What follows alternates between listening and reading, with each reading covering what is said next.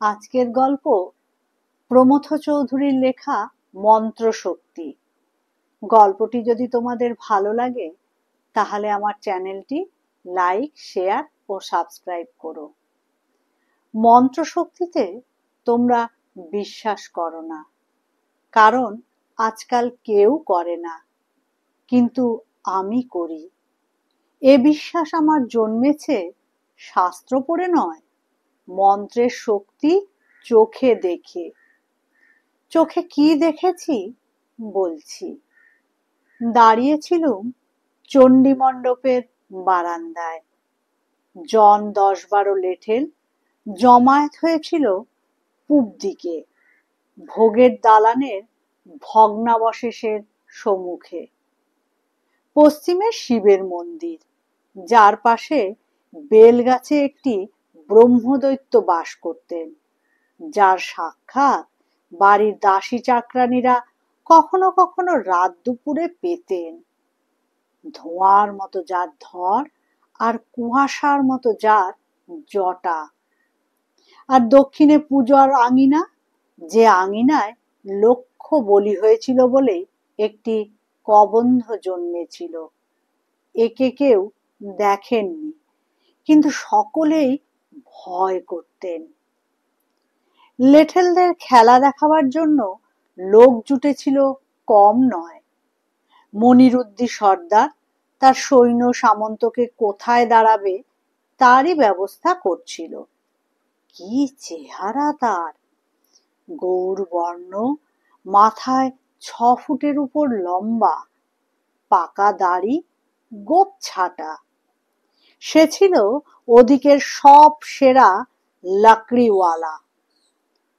এমন সময় নায়েব বাবু আমাকে কানে কানে বললেন, ঈশ্বর পাটনিকে 1 হাত খেলা দেখাতে হুকুম করুন না। ঈশ্বর লেঠেল নয়, কিন্তু শুনেছি কি লাঠি, কি লাকড়ি, কি সড়কি ও হাতে নিলে কোনো লেঠেলই ওর সম্মুখে দাঁড়াতে পারে না। আপনি হুকুম করলে ও না বলতে পারবে না, কারণ ও আপনাদের বিশেষ অনুগত প্রজা। এরপর নায়েব বাবু ঈশ্বরকে ডাকলেন। ভিড়ের ভিতর থেকে একটি লম্বা ছিপছিপে লোক বেরিয়ে এলো। তার শরীরে আছে শুধু হাড় আর মাঁস, চর্বি এক বিন্দুও নেই। রং তার কালো, অথচ দেখতে সুপুরুষ। আমি তাকে বললুম, আজ তোমাকে 1 হাত খেলা দেখাতে হবে। লোকটা অতি ধীরভাবে উত্তর করলে, হুজুর, লেঠেলি আমার জাত ব্যবসা নয়। বাপ ঠাকুরদার মতো আমিও খেয়ার নৌকা পারাপার করেই 2 পয়সা কামাই। আমার কাজ লাঠি খেলা নয়, লগি ঠেলা। তাই বলছি হুজুর, আদেশ আমাকে করবেন না। আমি জিজ্ঞাসা করলুম, তাহলে তুমি লাঠি খেলতে জানো না? সে উত্তর করল, হুজুর, জানতুম ছোকরা বয়সে। তারপর আজ 20-25 বছর লাঠিও ধরিনি, লকড়িও ধরিনি, সড়কিও ধরিনি। তাছাড়া আর একটা কথা আছে, এদের কাছে আমি ঠাকুরের সম্মুখে দিব্যি করেছি যে আমি আর লাঠি সড়কি ছোব না। সে কথা ভাঙি কি করে? হুজুরের হুকুম হলে আমি না বলতে পারিনি, কিন্তু হুজুর যদি আমার কথাটা শোনেন, তবে হুজুর আমাকে আর এ আদেশ করবেন না। আমি জিজ্ঞাসা করলুম, কেন এরকম দিব্যি করেছিলে? ঈশ্বর বললে, ছেলেবেলায় এরা সব খেলা শিখত, আমিও খেলার লোভে এদের দলে জুটে গিয়েছিলুম। আমার বয়স যখন বছর 20, তখন কি লাঠি, কি লাকড়ি, কি সড়কিতে আমি হয়ে উঠলুম সকলের সেরা। এরা ভাবলে যে আমি কোনো মন্ত্রতন্ত্র শিখেছি, তারই গুণে আমি সকলকে হারিয়ে দিই। হুজুর মন্তর কিচ্ছু জানিনি, তবে আমার যা ছিল তা এদের কারও ছিল না। সে জিনিস হচ্ছে চোখ। আমি অন্যের চোখের ঘোরাফেরা দেখেই বুঝতুম যে তার হাতের লাঠি সড়কির মার কোন দিক থেকে আসবে, কিন্তু আমার চোখ দেখে এরা কিছুতেই বুঝতে পারত না, আর শুধু মার খেত। শেষটা এরা সকলে মিলে যুক্তি করলে যে আমাকে কালীবাড়ি নিয়ে গিয়ে হাড় কাঠে ফেলে বলি দেবে। তারপর একদিন এরা রাত দুপুরে আমার বাড়ি চড়াও হয়ে আমাকে বিছানা থেকে তুলে আষ্টে পৃষ্ঠে বেঁধে কালীবাড়ি নিয়ে গিয়ে হাড় কাঠে ফেলে আমাকে বলি দেবার উদ্যোগ করলে। খাড়া ছিল ওই গুলিখোর মিছু সর্দারের হাতে। আমি প্রাণ ভয়ে অনেক কান্নাকাটি করবার পর এরা বললে, তুমি ঠাকুরের সম্মুখে দিব্যি করো যে আর কখনো লাঠি ছোবে না, তাহলে তোমাকে ছেড়ে দেব। হুজুর, নিজের প্রাণ বাঁচাবার জন্য এই দিব্যি করেছি, আর তারপর থেকে একদিনও লাঠি সড়কি ছুঁইনি। কথা সত্যি কি মিথ্যে ওই গুলিখোর মিছুকে জিজ্ঞেস করলেই টের পাবেন। মিছু আমাদের বাড়ির লেঠেলের সর্দার। আমি তাকে জিজ্ঞেস করলুম, ঈশ্বরের কথা সত্যি না মিথ্যে? সে হ্যাঁ না কিছুই উত্তর করলে না। ঈশ্বরের পর বলে উঠল, হুজুর, আমি মিথ্যে কথা জীবনে বলিনি, আর কখনো বলবোও না। তারপর আমি তাকে জিজ্ঞেস করলাম, মিছু যদি গুলিখর হয় তো এমন পাকা লেঠেল হলো কি করে? ঈশ্বর বললে, হুজুর, নেশায় শরীরের শক্তি যায়, কিন্তু গুরুর কাছে শেখা বিদ্যে তো যায় না। বিদ্যে হচ্ছে আসল শক্তি। সেদিন দেখলেন না ঠাকুরদাস কামার অত বড় মোষ্টার মাথা এক কোপে বেমালুম কাটলে, আর ঠাকুরদাস দিনে দুপুরে গুলি খায়। আমি নেশা করি নে বটে, কিন্তু বয়সে আমার শরীরের জোর এখন কমে এসেছে, যেমন সকলেরই হয়। যদি এরা অনুমতি দেয় তাহলে দেখতে পাবেন যে বুড়ো হাড়েও বিদ্যে সমান আছে। এরপর আমি লেঠেলদের জিজ্ঞাসা করলুম তারা ঈশ্বরকে খেলবার অনুমতি দেবে কিনা।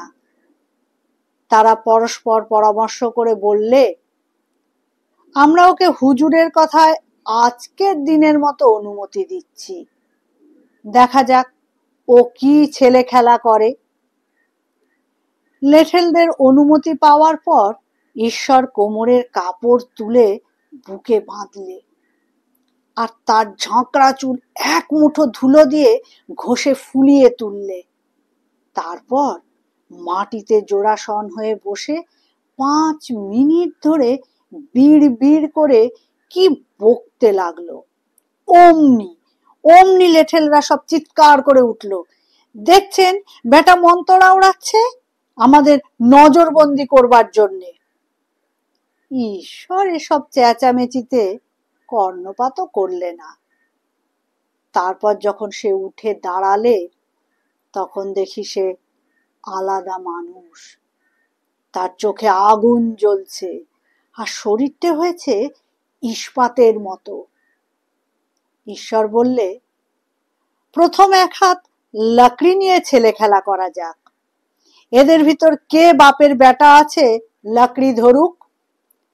মনিরুদ্দি সর্দার বললে, আমার ছেলে কামালের সঙ্গে 1 হাত খেলে তাকে যদি হারাতে পারো তাহলে আমি তোমাকে লাকড়ি খেলা কাকে বলে তা দেখাবো।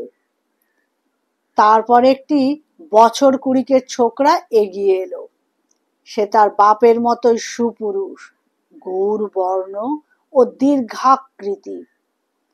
বাঁ হাতে তার ছোট্ট একটি বেতের ঢাল, আর ডান হাতে পাকা বাঁশের লাল টুকটুকে একখানি লাকড়ি। খেলা শুরু হলো। 1 মিনিটের মধ্যে দেখি কামালের লাকড়ি ঈশ্বরের বাঁ হাতে, আর কামাল নিরস্ত হয়ে বোকার মতো দাঁড়িয়ে আছে। তখন ঈশ্বর বললে, যে লাকড়ি হাতে ধরে রাখতে পারে না সে আবার খেলবে কি? এ কথা শুনে মনিরুদ্দিন রেগে আগুন হয়ে লাকড়ি হাতে এগিয়ে এলো। ঈশ্বর বললে, তোমার হাতের লাকড়ি কেড়ে নেব না, কিন্তু তোমার গায়ে আমার লাকড়ির দাগ বসিয়ে দেব। এরপরে 5 মিনিট ধরে দুজনের লাকড়ি বিদ্যুৎ বেগে চলাফেরা করতে লাগলো। শেষটায় মনিরুদ্দিনের লাকড়ি উড়ে শিব মন্দিরের গায়ে গিয়ে পড়ল। আর দেখি মনিরুদ্দিন সর্বাঙ্গে লাল লাল দাগ, যেন কেউ সিঁদুর দিয়ে তার গায়ে ডোরা কেটে দিয়েছে। মনিরুদ্দিন মার খেয়েছে দেখে হেদাতুল্লাহ লাফিয়ে উঠে বলল, ধর বেটা সড়কি। ঈশ্বর বলল, ধরছি, কিন্তু সড়কি যেন আমার পেটে বসিয়ে দিও না। জানি তুমি খুনে, কিন্তু এ তো কাজিয়া নয়, আপোষে খেলা। আর এই কথা মনে রেখো, রক্ত যেমন আমার গায়ে আছে তোমার গায়েও আছে। এরপর সড়কি খেলা শুরু হলো। সড়কির সাপের জিবের মতো ছোট ছোট ইস্পাতের ফলাগুলো অতি ধীরে ধীরে একবার এগোয় আবার পিছোয়। এ খেলা দেখতে গা কিরকম করে, কারণ সড়কির ফলা তো সাপের জিব নয়, দাঁত। সে যাই হোক, হেদাতুল্লাহ হঠাৎ বাপরে বলে চিৎকার করে উঠল। তখন তাকিয়ে দেখি তার কবজি থেকে ফিনকি দিয়ে রক্ত ছুটছে, আর তার সড়কিখানি রয়েছে মাটিতে পড়ে। ঈশ্বর বললে, হুজুর, নিজের প্রাণ বাঁচাবার জন্য ওর কবজি জখম করেছি, নইলে ও আমার পেটের নাড়ি ভুড়ি বার করে দিতে। আমি যদি সড়কি ওর হাত থেকে খসিয়ে না দিতুম, তাহলে তা আমার পেটে ঢুকিয়ে দিত। এ খেলার আইন কানুনও বেটা মানে না, ও চায় হয় জখম করতে নয় খুন করতে। হেদাতুল্লাহর রক্ত দেখে লেঠেলদের মাথায় খুন চড়ে গেল, আর সমস্বরে মার বেটাকে বলে চিৎকার করে তারা বড় বড় লাঠি নিয়ে ঈশ্বরকে আক্রমণ করলো।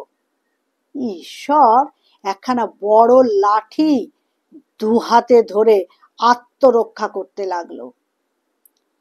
তখন আমি নায়েব বাবুকে দুজনে গিয়ে লেঠেলদের থামাতে চেষ্টা করতে লাগলো। হুজুরের হুকুমে তারা সব তাদের রাগ সামলে নিলে। তাছাড়া লাঠির ঘায়ে অনেকেই কাবু হয়েছিল, কারো মাথাও ফেটে গিয়েছিল। শুধু ঈশ্বর এদের মধ্যে থেকে অক্ষত শরীরে বেরিয়ে এসে আমাকে বললে, আমি শুধু এদের মার ঠেকিয়েছি, কাউকে এক ঘা মারিনি। ওদের গায়ে মাথায় যে দাগ দেখছেন সেসব ওদেরই লাঠির দাগ। ওদের গায়ে এলোমেলো লাঠি চালাতে গিয়ে এর লাঠি ওর মাথায় গিয়ে পড়েছে, ওর লাঠি এর মাথায়। আমি যে এদের লাঠি বৃষ্টির মধ্যে থেকে মাথা বাঁচিয়ে এসেছি, সে শুধু হুজুরের ব্রাহ্মণের আশীর্বাদে। মিছু সর্দার বললে, হুজুর, আগেই বলেছিলুম ও বেটা জাদু জানে। এখন তো দেখলেন যে আমাদের কথা ঠিক, মন্ত্রের সঙ্গে কে লড়তে পারবে? ঈশ্বর হাত জোড়ো করে বললে, হুজুর, আমি মন্ত্রতন্ত্র কিচ্ছু জানি না, তবে সড়কি লাঠি ধরবা মাত্র আমার শরীরে কি যেন ভর করে। শক্তি আমার কিছুই নেই, যিনি আমার উপর ভর করেন সব শক্তি তাঁরই। আমি বুঝলুম লেঠেলদের কথা ঠিক, ঈশ্বরের গায়ে যিনি ভর করেন তারই নাম মন্ত্র শক্তি, অর্থাৎ দেবতা। শুধু লাঠি খেলাতে নয়, পৃথিবীর সব খেলাতে, যথা সাহিত্যের খেলাতে, পলিটিক্সের খেলাতে তিনি দিগ্বিজয়ী হন, যার শরীরে ওই দৈব শক্তি ভর করে। এ শক্তি যে কি, যাদের শরীরে তা নেই তারা জানেন না, আর যাদের শরীরে আছে তারাও জানেন না।